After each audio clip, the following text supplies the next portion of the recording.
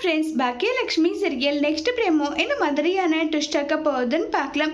பாக்கியா பயங்கரமா கடவுள்கிட்ட வேண்டிட்டு தீவிரமா விரதம் இருக்காங்க. என்னுடைய பசங்களுக்கு அப்பா இல்லாத கொடுமையை நீ பண்ண வேண்டாம், எப்படியாவது நீ அவரை காப்பாற்றணும்னால சொல்லி ரொம்பவே ஃபீல் பண்ணி ரிக்வஸ்ட் பண்ணி கடவுள்கிட்ட வேண்டிட்டு இருக்காங்க.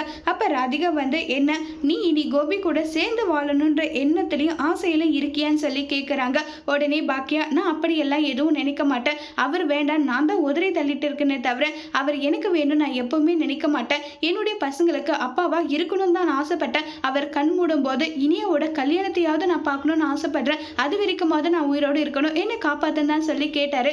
இனியாவுக்கு ஒரு நல்லது நடக்கிற வரையுமாவது அவர் இருக்கணும்னு சொல்லிட்டு அவர் ரொம்பவே ஆசைப்பட்டாரு. அதனாலதான் கடவுள்கிட்ட வேண்டிட்டு இருக்கேன். என்னதான் இருந்தாலும் அவர் என்னுடைய புருஷனாவே இல்லைனாலும் என்னுடைய பசங்களுக்கு அவர் தான் அப்பா. அப்படி இருக்கும்போது அவருடைய கடமையை அவர் செய்யணும்னு ஆசைப்படுறாரு. இதுல என்ன இருக்குன்னு சொல்லிட்டு பாக்கியா கேட்க, உடனே ராதிகா கிட்ட பாக்கியா, நான் உங்ககிட்ட இன்னொன்னு கேட்க போறேன். இப்ப அவர் அந்த நிலைமைக்கு ஆளாயிருக்காருன்னா அதுக்கு நீங்களும் காரணம் தான். அதுக்காக ஒட்டுமொத்த பழியும் தூக்கி உங்க மேல நான் போட மாட்டேன். அவர் இப்படி நடந்திருக்காருன்னா அதுக்கு முன்னாடியே உங்ககிட்ட சொல்லாம அவர் செஞ்சிருக்க மாட்டாரு. ஒருவேளை தெரிஞ்சிருந்தாலும் இப்படி எல்லாம் செய்யாதீங்க, அது தேவையில்லாத பிரச்சனையில கொண்டு வர நீங்க சஜஷன் பண்ணிருந்தீங்க. இப்படி ஒரு கிரிட்டிக்கலான சுச்சுவேஷன்ல நீங்களும் இருந்திருக்க மாட்டீங்க, நாங்களும் இருந்திருக்க மாட்டோம்னு சொல்லிட்டு பயங்கர கோபமா பேசுறாங்க பாக்கியா.